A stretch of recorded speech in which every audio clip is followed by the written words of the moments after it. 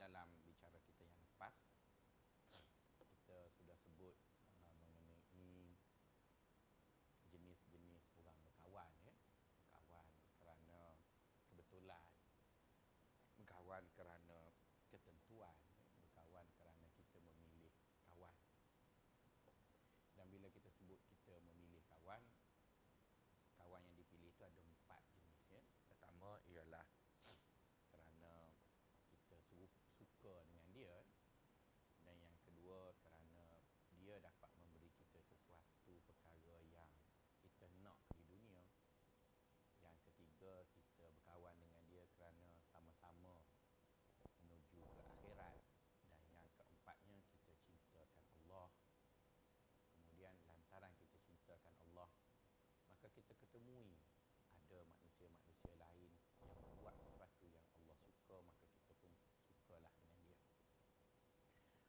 Kemudian selepas daripada itu, rasanya saya telah nyatakan bahawa apakah ukuran yang kita boleh ukur pada diri kita, kita ni berkawan dengan orang tadi kerana Allah ataupun tidak. Ada 2 ukuran, kan. Pertama ialah, sampai situ dah ke belum lagi? Belum lagi, kan? Saya tak ingat. Sampai yang 4 je tahu. Sampai yang 4 je. Keempat pun tak lagi. Bagi 2 je. 3 je. Okey. Lupa. Tua dah, ya. Baru 40. 20 tahun lagi duduk UMUB. Tua. Okey, tuan-tuan. Bila begitu, kita pergi kepada seterusnya, iaitu dia punya tahap ataupun peringkat kita berkawan. Kata Imam Al-Mawardi, kata dia, kita berkawan dengan orang tu ada 8 tahap. Ada 8 tahap. Tahap pertama tu, kita berkawan dengan seseorang kerana ada banyak elemen serupa. Jadi bermaksud makin banyak elemen yang serupa kita dengan kawan kita tu, makin rapat. Misalnya kita Kelantan, dia Kelantan. Jadi ada satu je lah elemennya. Jadi kita baiklah dengan dia. Tapi kalau kita Kelantan, parti PAH pula, dia PAH juga. Dua, betul kan? Lepas tu, dia pula suka makan nasi kerabu dengan budu. Kita suka makan nasi kerabu. 3. Jadi dia unsurnya begitu. Makin banyak elemen yang kita dengan kawan kita tu serupa, makin kuat. Tapi makin sikit, makin renggang lah. Jadi itu dipanggil tahap pertama kita berkawan dengan seseorang. Misalnya kita duduk pejabat, kita dapati orang tu dia, orang lain semuanya mari utara, Perak, Kedah, Pulau Pinang, Perlis. Dia seorang mari Johor. Jadi orang lain duk hang, dia seorang anu. Betul kan, orang Johor begitu. Jadi kita akan dapati yang Johor tu akan tersisih. Melainkan kita dapati salah seorang dari utara tu dia gemuk, yang Johor pun gemuk juga. Dia jumpalah elemen sama gemuk tu. Itu maksudnya begitu, ya. Orang berkawan tahap yang pertama, dia cari elemen serupa dulu. Maka sebab itu orang suka pakai kopiah, kan kawan dia pakai kopiah.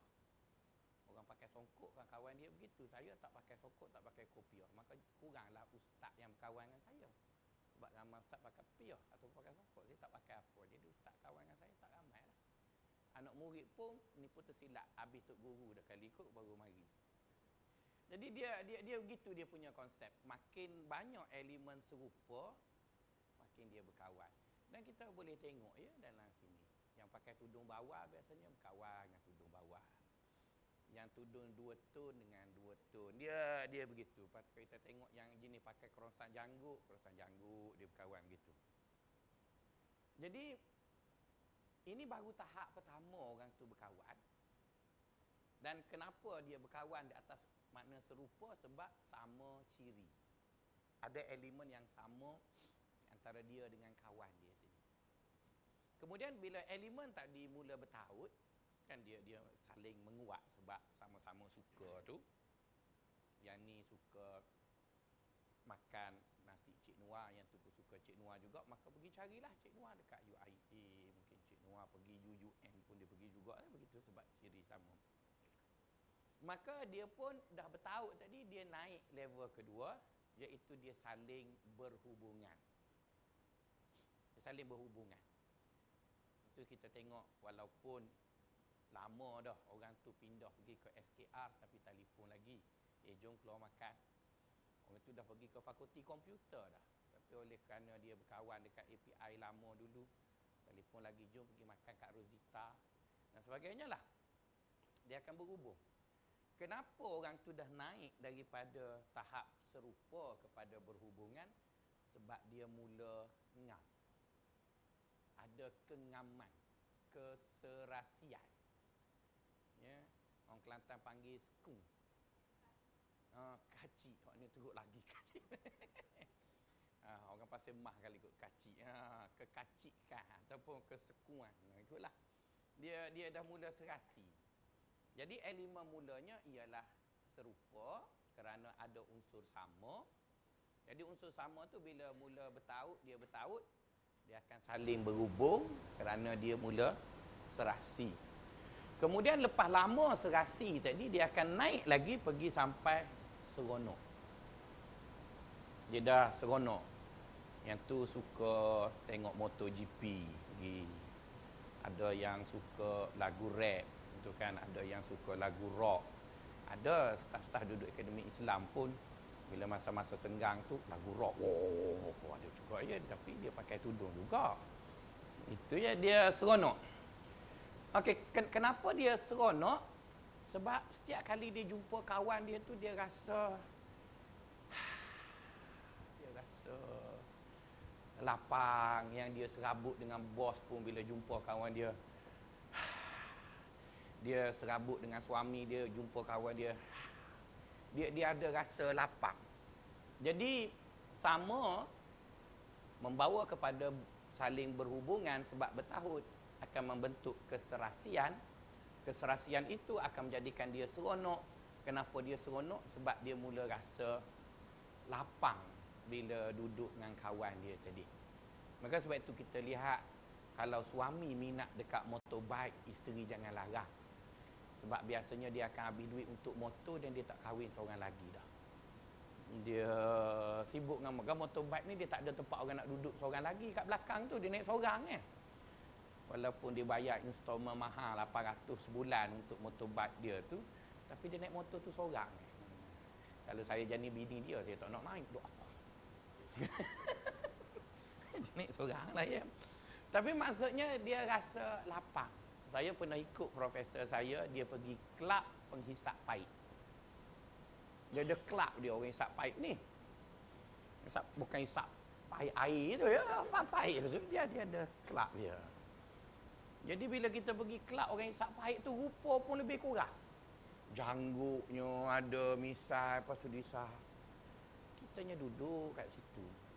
Kita kata profesor aku ni buat apa? Dia tak buat apa, dia jumpa geng dia, dia hisap, lepas tu dia ketuk, dia korek paip dia tu, dia ketuk. Dia jolok, dia bubuh, dia hisap pula. Kita kan tak hisap paip tu yang kata, cuma masa tu PhD tak lulus lagi, kena tunggulah. Sekarang tak boleh buat, dia dipok dekat ijazah tinggi. Dulu Prof. Musyawarah buat begitu ya. Okey, sebab dia rasa lapang. Kemudian bila dia rasa lapang, dia naik sikit lagi, iaitu dia mula rasa tenang. Bererti, sekarang kalau kita tengok, pemilihan tu sekiranya akan jadi begini ya kawan-kawan. Dia akan jadi gitu. Maksudnya, di tahap pertama, mungkin ramai kita berkawan kerana serupa. Misalnya kita peminat panggil Red Warrior. Jadi ramailah kawan kita sebab kita serupa. Dahlah kita Kelantan, sama-sama pakai baju merah, putih, serupalah. Tapi dalam ramai itu, kita naik setingkat dia makin kecil lah. Sebab tidak semua orang yang serupa elemennya dengan kita akan berhubung dengan dia. Tak semua. Tak semua orang Kelantan berkawan dengan orang Kelantan. Tak semua orang Selangor berkawan dengan orang Selangor. Tapi di antara Selangor dengan Selangor tu banyaklah elemen serupanya, tapi tak semesti dia berkawan. Elemen serupa tu ada. Tapi dia sukalah duduk. Kan? Saya ada kelas ah. Okey. Jadi bila dia berhubung disebabkan oleh serasi, maka dia punya narrow tu makin mengecil. Kemudian bila dia seronok, makin kecil lagi. Tidak semua orang yang dia berkawan tu dia seronok. Walaupun serupa. Dia makin mengecil lagi. Kemudian dia naik lagi, iaitu dia mula rasa tenang. Di mana ada orang kita suka borak dengan dia, tapi kita tak rasa tenang sebab dia tikam belakang. Tapi ada orang yang di kalangan kawan-kawan yang kita duduk dengan dia, kita rasa seronok, tenang.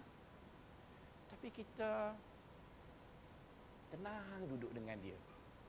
Kalau kita cerita rahsia kat dia pun, sebab kita tahu dia ikhlas. Jadi bila kawan kita tadi yang kita pilih tadi kerana elemennya serupa, kita serasi. Tapi dalam kawan-kawan baik kita ada benda yang kita buat. Kadang-kadang kita ada 5 orang kawan. Ada kala kita ada masalah dengan orang, kita cerita seorang ya. Yang 4 lagi tu kita tak cerita. Kerana kita melihat di sana sudah ada unsur pemilihan. Elemen yang paling bawah itu sudah kita pilih ya. Maksudnya orang yang tidak serupa dengan kita dah tak kawan kan. Tapi dalam pilih tu kita makin pilih. Maksudnya kalaulah di sini kita cari orang yang serupa dengan kita 10 orang. Dari 10 itu kita serasi mungkin 7 dah. Dia tak 10. Misalnya kita duduk dekat Akademi Islam, serupa kita banyak. Kita Islam, kawan-kawan kat Akademi Islam lah kot. Kita ialah warga Universiti Melaya, kawan-kawan lain pun warga Universiti Melaya. Maksudnya kita lebih sukalah berkawan. Tapi setelah dipilih, maka yang serupa itu dipilih jadi berhubung kerana tak semua akan serasi dengan kita. Kemudian yang di kalangan yang serasi itu tak semua kita seronok dengan dia. Di kalangan yang kita seronok itu tak semua kita rasa tenang dengan dia. Tuan-tuan ada rahsia, tuan-tuan akan bercerita semua kawan baik ke? Tak, kadang kita atau ada benda yang mengaibkan kita apa-apalah ya. Mungkin kita hilang dompet ke. Kalau kita rasa perkara itu mengaibkan kita kerana dompet itu disebabkan kecuaian kita, jadi kita sampai pejabat, kita cerita dengan orang yang kita rasa dia ikhlas dengan kita. Kau ada duit RM10, aku lapar lah, duit hilang. Kan aib berhutang duit orang. Tapi kalau ada orang yang kurang sikit maruah dia pun masuk buka Info, kompos tu situ. Sedih, hari ini saya hilang duit sebab saya pergi ke tandas terlupa tutup pintu kereta. Dr. Azam pun tulis, itulah terbolah sangat. Jadi nak sebutnya, tak semua orang kita akan bercerita kerana kita begitu. Jadi tenang tadi, puncanya ialah kerana kita dengan kawan kita tadi ada unsur ikhlas. Jadi dia punya ruang orang yang akan kita berkawan tu makin kecil lah. Sebab tak semua orang berkawan dengan kita ikhlas. Kemudian lepas pada kita tenang, kita akan naik pula, iaitu suka. Kita suka dengan dia. Kenapa kita suka dengan dia? Sebab kita mula percaya dekat dia. Beberapa test kita buat. Dan di antara test paling baik ialah benda yang tidak rahsia tapi kita kata dia rahsia. Kan? Jangan cerita rahsia betul. Test dulu. Jom. Aku nak cerita rahsia kat engkau ni. Apa benda? Aku sebenarnya ada urat. Masuk tandas lama tu aku duk garu. Aku terlupa bawa ubat gatal. Mu ada juga. Dia kata, aku tak ada pun urat. Aku tengok kau masuk lama juga keluar tu, duduk pegang-pegang. Dia pun kata, ada juga, pinjam ubat urat sikit. Gitulah. Kita tak ada pun, kita tahu dia yang ada. Kita buat cerita. Dan kita tunggu lah. Lepas sebulan, lepas 2 bulan, lepas 3 bulan. Tiba-tiba sampai ke telinga kita, ada orang perli kita. Mana bergaru kau? Mesti dia yang cerita, betul kan? Maksudnya dia gagal dalam. Jadi kalau rahsia kurat pun dia cerita. Rahsia lain lagi lah dia cerita. Apatah lagi bila kita bertanding calon bebas untuk PRU akan datang. Jadi oleh kerana itu, kita akan suka apabila ada unsur percaya dengan dia. Jadi suka itu lebih tinggi dah. Dan orang yang akan kita percaya tu dia makin kecil lah. Orang yang akan kita percaya. Kemudian setelah kita suka, kita pun naiklah atas lagi, iaitu kita mula sayang dan cinta dengan dia. Bukan cinta tu dengan makna yang lain, ya. Kita cinta kat kawan kita tu tak samalah kita cinta dengan suami kita. Tapi elemen cinta di situ adalah. Dulu saya tak faham gitu masa saya ngaji muda-muda dulu. Bila mengaji cerita pasal Nabi, Nabi ni dia nak pergi masjid, dia cium isteri dia. Jadi kita kan ustaz kudus, mana penuh ngorak-ngorak ni. Pegang-pegang perempuan kan suci para ustaz ni. Jadi bila hadis tu kata Nabi cium isteri, kita pun, gatainya. Kita kan hanya faham cium tu something benda yang seks lah. Kita tak faham dia punya falsafah cium tu. Jadi bila dah kahwin, mula-mula kahwin tu mengarut lagi lah. Bila dah lama dah kahwin masuk tahun yang ke-10, kita pun baru faham bahawa cium tu ada 2 jenis cium. Satu cium kerana sayang, yang tak ada apa-apalah, cium lah. Satu lagi cium kerana selepas anak tidur belaka. Itu cium lain lah pula. Tapi kedua-duanya adalah cium yang baru faham. Oh, ni cium lain. Yang ni cium. Kenapa jadi begitu? Sebab saya tak ada orang cium masa dulu kita uduh kan, tak ada orang nak cium kita.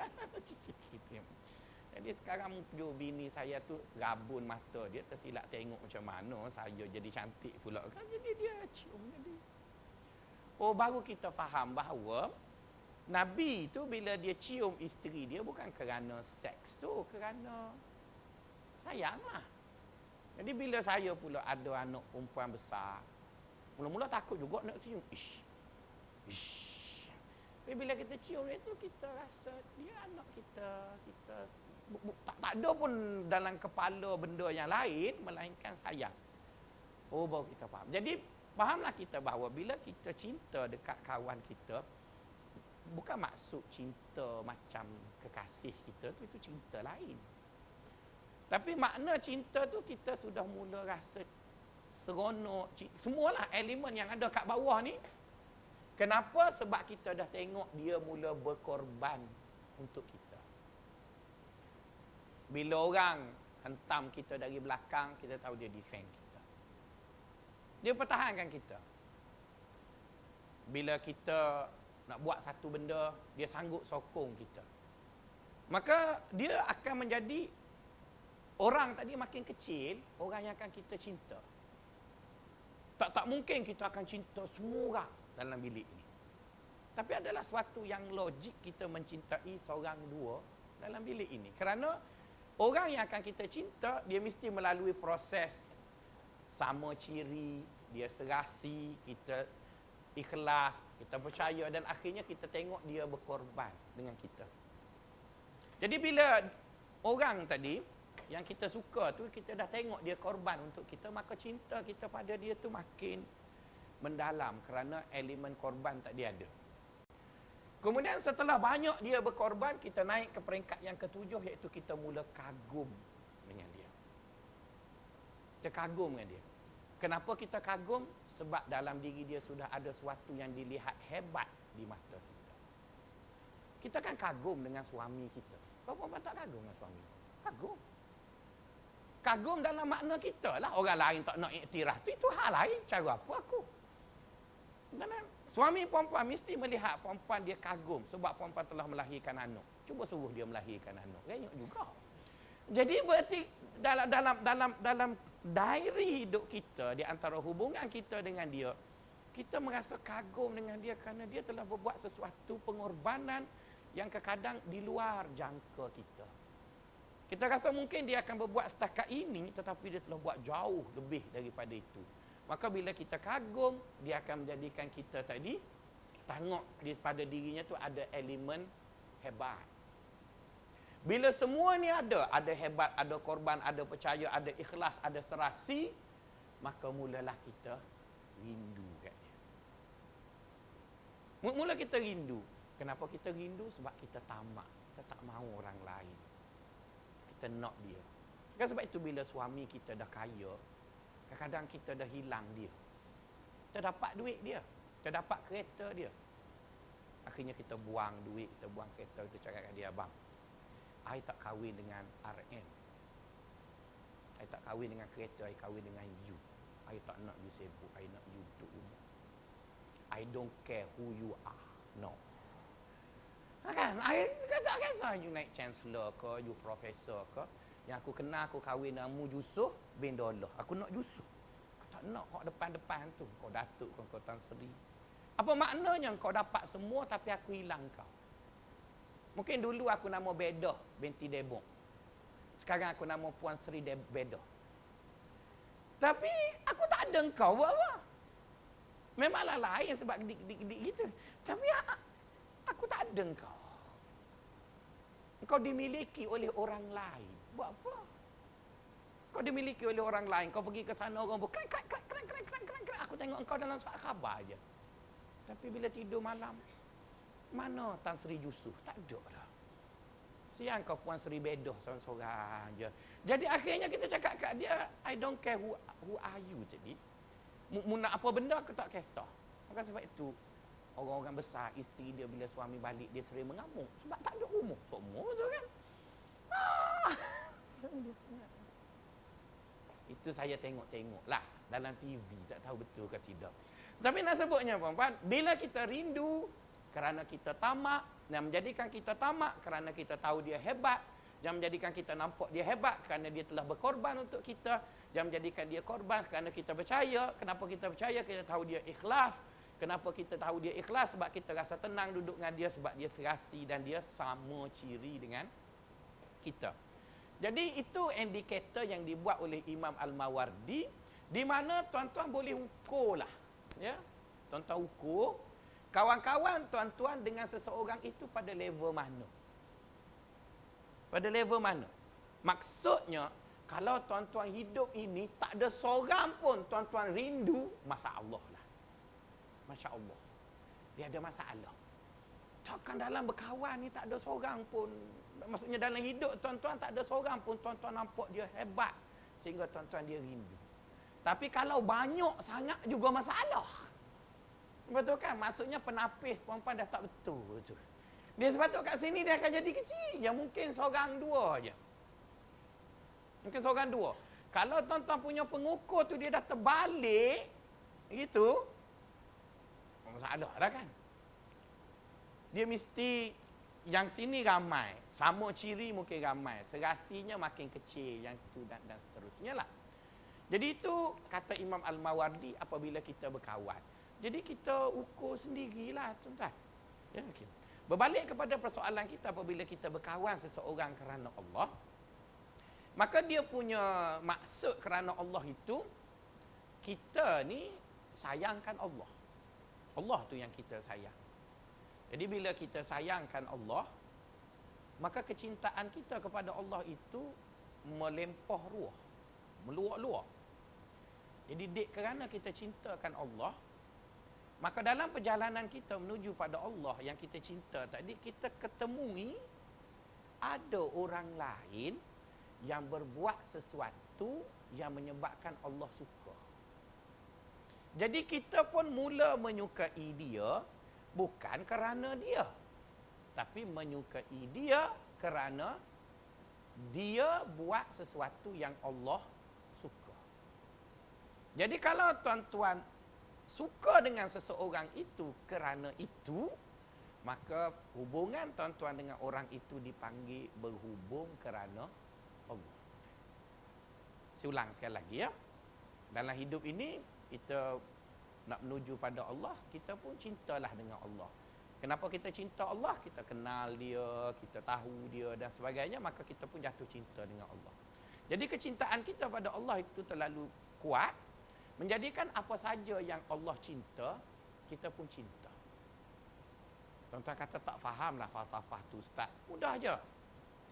Tuan-tuan perempuan sayang dekat suami perempuan. Saya tak tahu perempuan orang negeri mana. Isteri saya duduk dekat Segamat Johor. Sepatutnya bola sepak dia kena sokong JDT. Kan? Sebab dia orang Johor. Tapi bila Johor lawan Kelantan, dia sokong Kelantan. Bukan kerana dia suka dekat pemain Kelantan. Tu sebab suaminya orang Kelantan. Jadi dek cintanya pada suaminya tadi, maka dia tak mahu suaminya terguris hati walaupun dia orang Johor, dia tetap sokong Kelantan. Jadi kadang-kadang dia lebih Kelantan dari suaminya. Suaminya makan budu, cicoh je. Dia buat kicap. Dek kerana tadilah. Cuba bayangkan kalau suami yang dia cinta itu bukan Kelantan. Dia suka tak kat Kelantan? Dia suka. Dia suka itu kerana orang yang dia suka tadi suka. Macam dalam cerita sastra Arab, cerita kekasih Laila dan Majnun. Majnun ni dia punya kerja bawa kambing. Laila orang kaya. Jadi dia pagi-pagi lagi dia keluar bawa kambing. Sepatutnya tak keluar sepagi itu, tapi sebab Laila buka tingkap masa itu. Jadi bila petang, kadang-kadang hujan, dia paksa buat balik kambing awal. Laila tak buka tingkap lagi. Jadi bila dia sampai kat rumah Laila, dia peluk dinding. Okeylah, tak dapat Laila, dinding pun jadilah.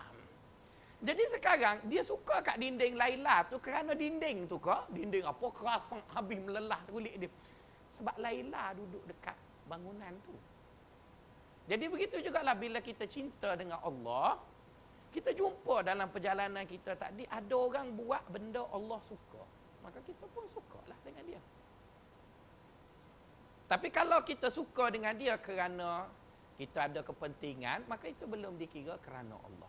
Jadi oleh kerana itu tuan-tuan, orang yang macam itu akan ada di sana elemen kita akan berkorban dan sebagainya. Maka bila kita sebut cinta pada Allah, maka di sana ada benci. Benci juga kerana Allah. Okey, benci dan cinta kerana Allah ini tuan-tuan, dia mesti base pada Allah.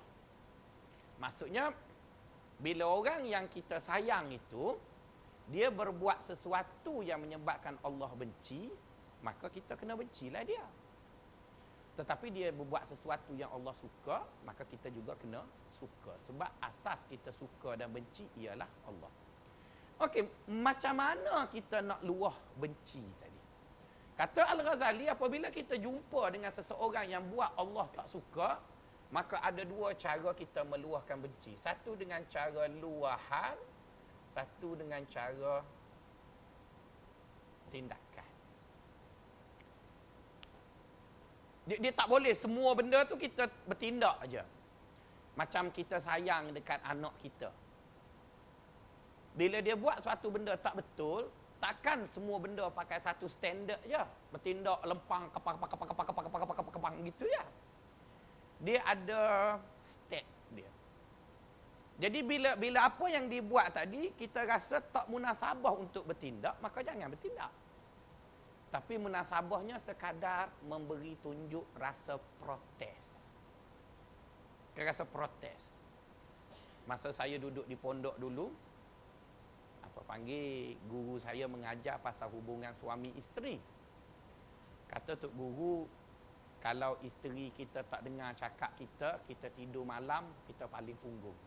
Maksudnya, jangan menghadap kat dia. Jadi Pok Cik tu tua dah baru mari masjid. Dia dengar lah. Jadi Tok Guru mengajar seminggu sekali.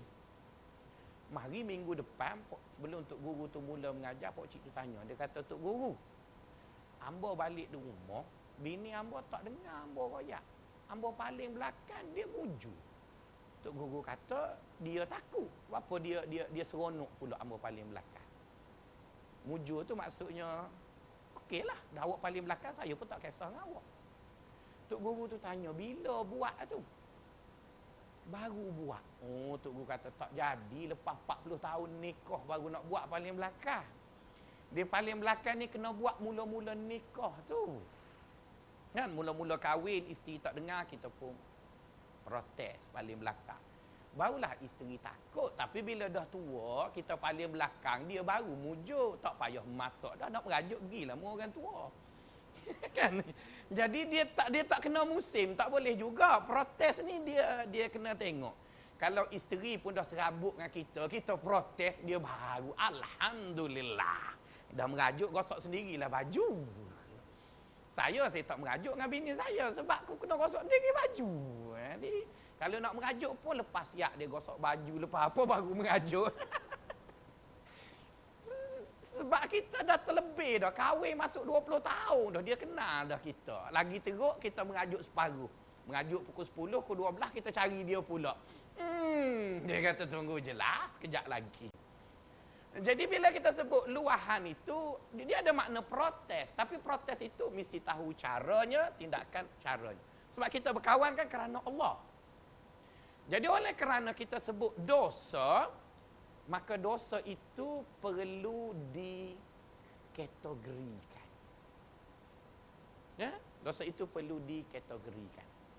Saya bukanlah seorang ulama fiqh yang nak bincang dosa besar, dosa kecil. Itu mengaji dengan orang fiqh usul. Saya bukan nak mengajar akidah mengenai masuk neraka, masuk syurga. Itu mengaji dengan jabatan akidah. Saya nak mengajar tuan-tuan ialah bagaimana nak mengkategorikan dosa yang dibuat oleh kawan kita. Ingat ya? Kita punya perbincangan kita dengan kawan kita.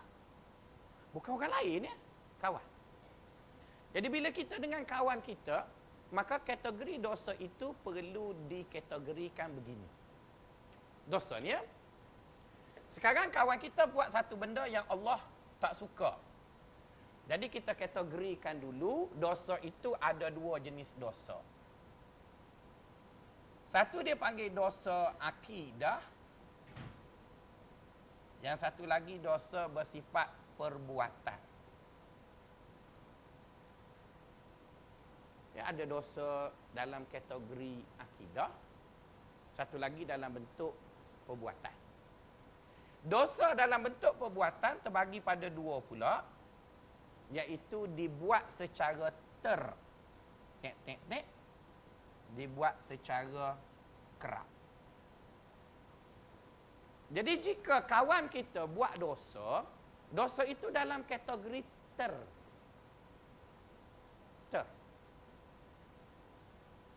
terbuat tak sengaja lah ya, macam kita lah, kita tak pernah kau langgar lampu merah. Langgar kan? Tapi langgar itu kerana terlanggar kerana kita nak berok sakit perut. Tapi bukan bermaksud merah itu hijau. Kita tahu merah lah. Tapi Jadi ada kawan kita duk tengok kain apa panggil, kain yang kita bawa daripada Kelantan, duk belek lepas tu kawan pula mari jual telefon Lenovo murah ke apa benda pula. Pukul 2 dah sembahyang Zuhur tak lagi. Lepas tu KPP pun datang. Masuk kerja. Dia pun baru nak pergi sembahyang.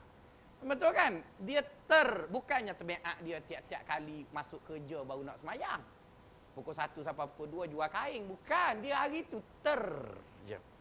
Jadi kalau kawan kita buat dosa itu bentuknya maka kita jangan bertindak, jangan lempang dia. Kita tunjuklah tanda protes. Maksudnya kau ni enggak. Tunjuklah rasa tak betul tu cukuplah. Takkanlah qala Rasulullah sallallahu alaihi wasallam. Takkan nak ceramah dia kan dia. je. Tapi bila dia sudah buat dosa itu dalam bentuk yang kerap, kan? Maka barulah kita berikan dia apa-apa tindakan. Sebab dia dah kerap. Okey, yang kerap ini juga terbagi kepada dua pula. Bukan semua yang kerap harus diberi tindakan. Yang pertama, yang kerap itu dibuat secara sembunyi. Dia buat secara sembunyi. Misalnya kawan kita tu, dia dah 30 tahun hisap rokok. Ataupun suami kita lah. Memang dia buat dosa lah kan.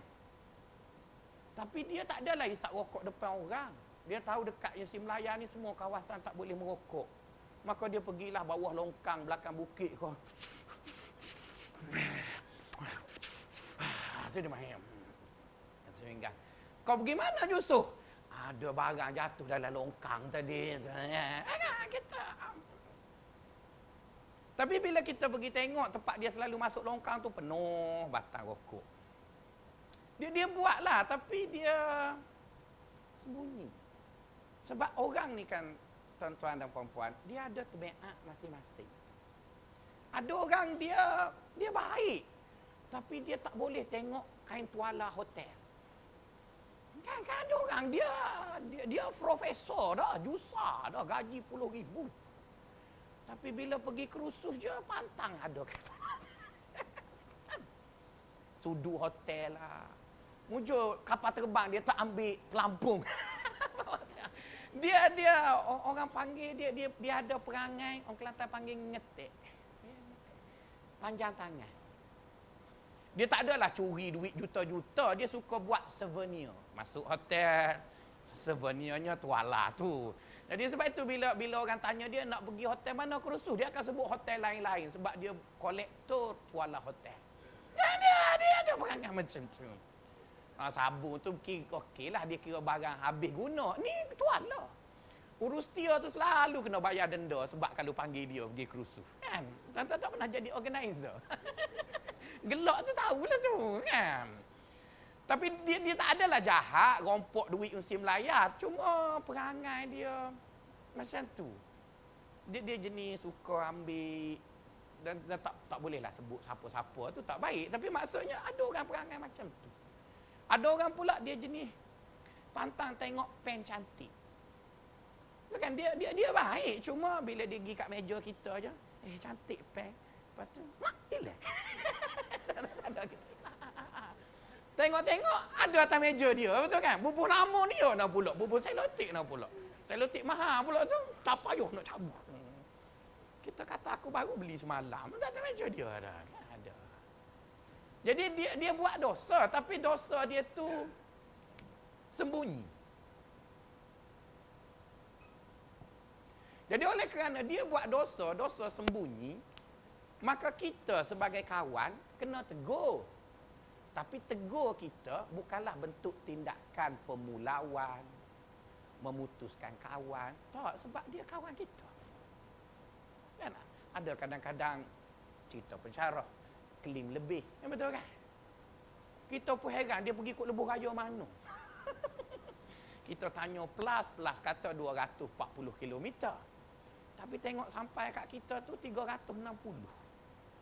Kita andaikanlah dia sesak jauh ni 120 km nak sesak ni. Dia kira sesak kat mana tak tahu tu kan. Jadi sebab itu kalau nak jadi jahat kena cerdik. Ya, jahat bodoh bos tahu. Ada orang tu dia nak buat klaim. Ini cerita di negara Langkasuka lah. Bukan kat sini. Dia nak buat klaim, dia pergi ke Eropah lah. Contohnya Eropah tu kan tulisannya banyak bahasa. Jerman tulis lain kan.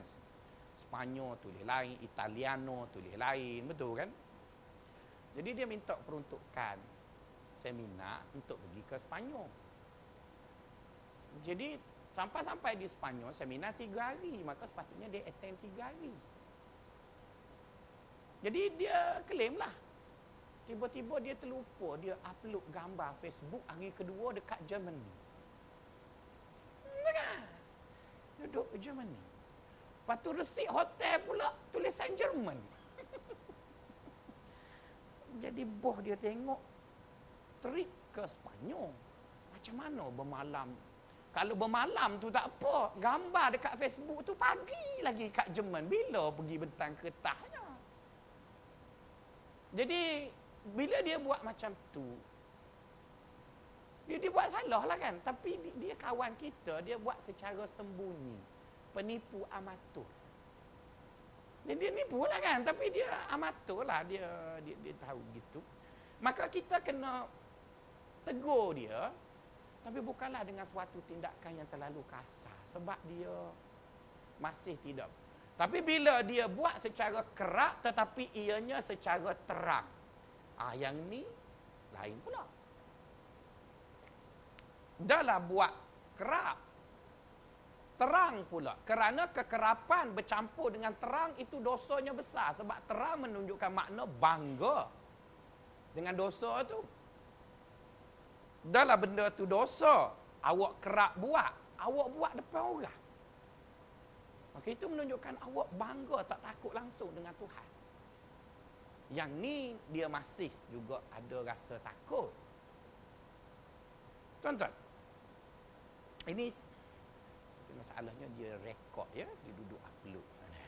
Tak apa dah. Kita cerita kita ya. Saya ada dengan beberapa NGO mengurus orang-orang yang dulunya tak baik jadi baik. Itu pelacur. Kita urus dia jadi baik.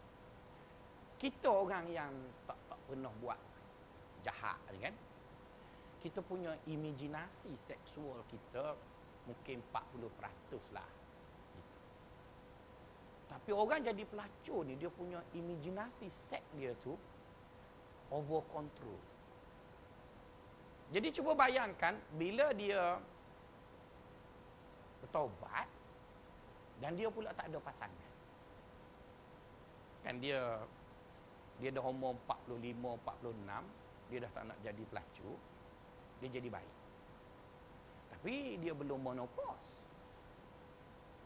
Dia punya imajinasi seksual gitu ya. Dia tak ada pasangan. Macam mana nak redakan dia? Kita dah lah tak kuat, ada suami pula. Okeylah. Dia begitu. Jadi antara benda yang dihadapi oleh orang-orang yang mengurus pelacur taubat ni ialah benda tadilah. Bila dia dah mari meroyan tu, dia selalu tanya, dia kata, Ustaz kan ada 3 lagi, tak nak kau kahwin dengan saya?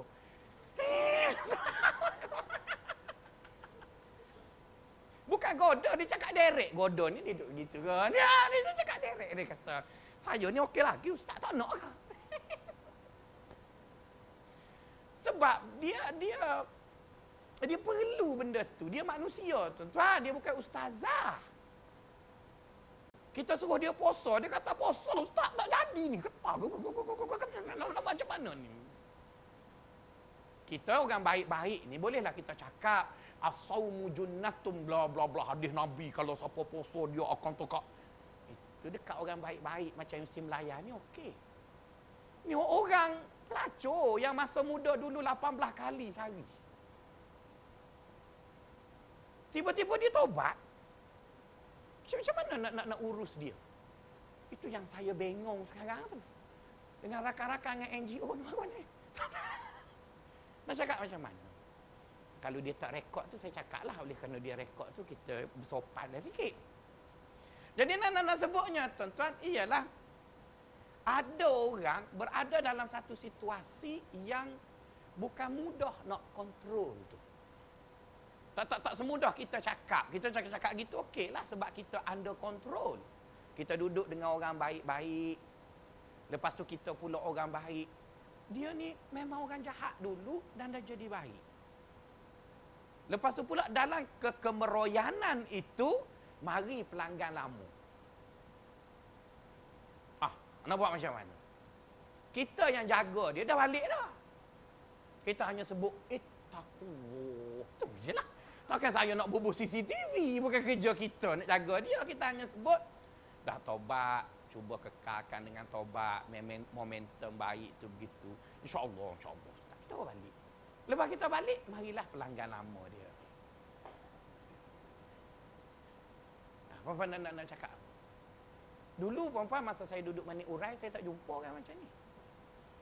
Bila duduk Kuala Lumpur baru jumpa. Dan orang-orang macam ni tak jauh pun. 2 kilometer dia daripada Musim Melaya je. Tak jauh pun. Sekitar Musim Melaya tu ramai orang macam tu.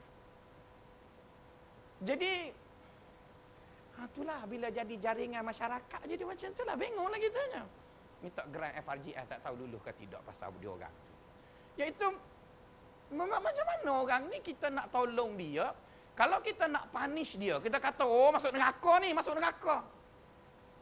Dia kata, Ustaz kata saya masuk neraka. Okeylah, saya dosa. Sekarang saya taubat. Tapi bagaimana saya nak kekang keinginan dosa saya tadi supaya saya terus jadi baik. Saya nak jadi baik. Saya nak jadi baik. Ustaz bila Ustaz nak benda tu, Ustaz ada isteri.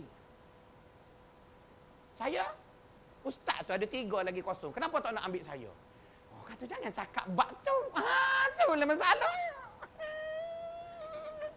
Artinya bengoknya tuan-tuan. Dia nak jadi baik. Tapi dia menghadapi benda itu. Jadi sebab itu katanya, bila kawan kita buat dosa, dosa itu dalam kategori terpaksa. Terbuat. Dahlah dia pula buat secara sembunyi. Maka kita kena tolong dia, bukan punish dia. Mungkin kita dapati, orang tu tuan-tuan kata lantak dia lah, dia bukan keluarga aku. Okey. Bagaimana kalau dia anak tuan-tuan? Bagaimana kalau dia anak tuan-tuan? Bagaimana kalau dia suami perempuan? Bagaimana kalau dia saudara mara pun? Tak kena kat kita boleh cakap lah lantak engkau lah. Kalau kena, adakah semua orang kata selamat dalam kategori itu? Dalam kategori seperti itu. Jadi sebab itu, kita perlu tahu bagaimana nak handle benda tadi. Maka sebab itu pada saya, bila bercakap mengenai nifak, iaitu munafik, saya lebih cenderung mengatakan nifak itu ialah penyakit, bukan pesalah. Sebab, ada 30 simptom orang itu munafik. Ya? Ada 30 tanda. Yang tuan-tuan tahu ada 4 je kan? 4 ke 3? Kalau 3 lagi teruk. Saya tahu 10 kali ganda. Itu ada 30. 25 tanda disebut dalam Quran, 5 tanda disebut dalam hadis Nabi. Jadi 30 simptom orang tadi, ada ciri-ciri munafik tadi. Kita tengok jika dia berlaku pada kawan baik kita, ataupun suami kita, atau pada anak kita, kalau kita terus menganggap dia ialah pesalah, maka kita kena punish lah. Dia salah. Takkan kita nak punish? Takkan nak baca qala Allah Ta'ala innal munafiqina fid darkil asfali minan nar. Allah berfirman, orang munafik itu berada di neraka yang paling bawah. Dia anak kita. Dia suami kita. Dia abang kita. Dia adik kita. Dia kawan kita. Maka saya lebih setuju, orang-orang yang baik dengan kita ini, kita jangan anggap dia pesalah. Kita anggap dia pesakit. Yang Allah sebut dalam Quran juga, fi qulubihim maradun fazadahumullahu marada.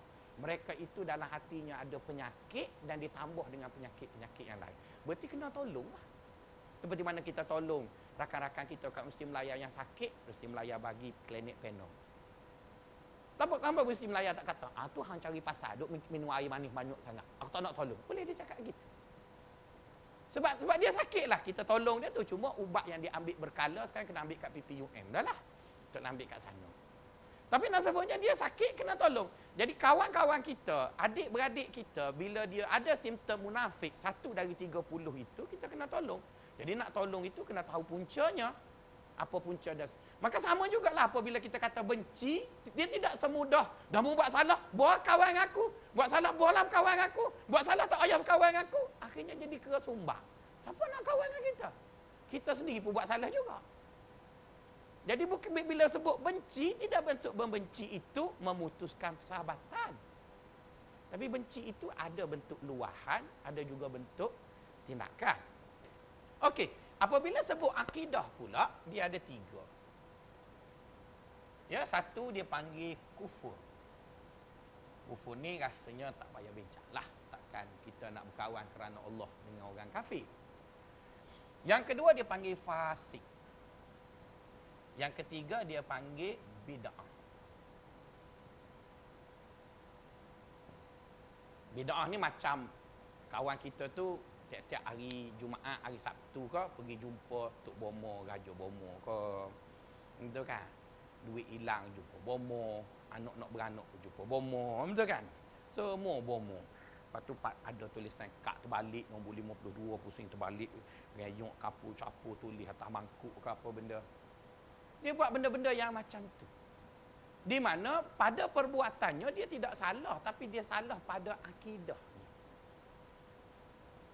Misalnya Bomo, Raja Bomo tu, dia tak salah pada perbuatan sebab dia nak tolong. Orang lain pun tolong juga, betul kan? Orang lain tengok dengan radar, dia tengok juga. Maksudnya dia baik. Dia bukan buat salah dari segi perbuatan tu. Kalau salah dari perbuatan, pergi lekuk orang tu, salah. Sekarang perbuatannya itu baik, hasratnya baik.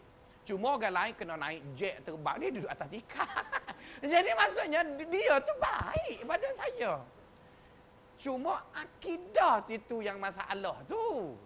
Maksudnya perbuatannya tu okey.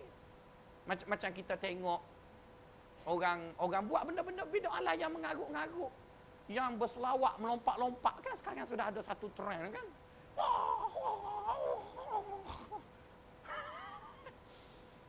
Kita pun pelik ya. Kita dekat Akademi Islam ni kita ada pakar tasawuf, Profesor Madya Dr. Cik Zarina. Betul kan dia menulis, saya tak pernah tengok dia zikir melompat-lompat. Profesor Madya Dr. Cik Zarina tu ayah dia tu guru tarikat. Adalah dia berzikir gitu tapi tak pernah pun tengok dia. Kau atas tangga tu kau amjuk anak murid dia. Jadi maksudnya tarikat juga tapi tak adalah sampai melalut begitu. Dia adalah tapi bila pelik-pelik tu kita panggil dia orang bid'ah. Maksudnya dari segi perbuatannya itu dia mungkin baik. Tapi dari segi akidahnya itu ada masalah. Jadi bila kawan-kawan kita terlibat dengan benda-benda seperti itu, maka kita bukan lagi luah protes, tapi kita kena bertindak. Cuma cara bertindaknya pertama sekali tengok tahap dia punya bid'ah itu. Ada dia buat benda bid'ah kerana dia jahil, maka kita kena jelaskan. Ada dia buat bid'ah kerana dia memang mengajak orang untuk bid'ah, maka kita kena pulau dia. Tapi bila pulau tu janganlah kita putuskan hubungan dan doa supaya dia masuk neraka. Jangan begitu. Nabi kan pernah pulau sahabat dia nama dia Ka'ab bin Malik. Yang kita dengar dalam kitab Babut Taubah dalam kitab Riyadhus Shalihin. Ka'ab tak pergi perang Tabuk. Nabi sayang je dekat Ka'ab. Tapi bila dia buat salah besar, maka dia perlu dihukum. Iaitu dia dipulau. Tapi tidaklah bermaksud dia dihalau, dia dipulau kerana dosanya tadi. Tapi bila turun ayat Quran mengatakan dia diampun, maka dia diterima. Jadi itu benda-benda yang harus kita faham apabila kita kata kita benci kepada kawan kita kerana Allah. Kebencian itu ada dalam bentuk luahan, ada dalam bentuk tindakan. Dan kita mesti perlu menganalisis dosa yang dibuat, adakah dosa itu bersifat perbuatan ataupun akidah. Jika dia buat perbuatan, adakah dia dibuat secara tersilap, tersengaja, ataupun dia dibuat dengan kerap. Jika dia dibuat dengan kerap, adakah dia dibuat secara sembunyi atau dia dibuat secara nyata. Itu beberapa perkara yang harus kita pertimbangkan apabila kita kata kita membenci kawan kita kerana Allah. Tapi kalau kita benci kerana lain, tak perlulah timbang benda ni, kita kutuk je lah dia. Kalau kita benci dia, tapi kalau kerana Allah, harus diambil kira seperti itu. Ada satu lagi yang berbaki sebelum kita balik ke hikam. InsyaAllah kita jumpa bulan depan, iaitu apakah ciri-ciri orang yang kita pilih dia untuk jadi kawan. Bolehlah tuan-tuan tulis, ada 5 ya ciri, nanti kita hurai depan. Pertama, orang itu beragama. Beragama tu maksudnya dia seorang yang mempraktiskan ajaran agama. Yang kedua, berakal. Yang ketiga, berakhlak. Yang keempat, beragama, berakal, berakhlak. Yang keempatnya, dia adalah orang yang tidak tamak. Ada empat, bukan lima. Ada empat. Beragama, berakal, berakhlak dan tidak tamak. Kalau ada perkara ini, empat perkara tadi pada seorang kawan dan kita serasi dengan dia, maka ambillah dia menjadi kawan kita kerana Allah. Kenapa kita kena cari empat tersebut? Seperti yang saya sebut hari itulah, tak boleh hajar habis. Nanti tuan-tuan tak datang, betul kan? Kita berhenti dulu, kita jumpa bulan depan. Assalamualaikum warahmatullahi wabarakatuh.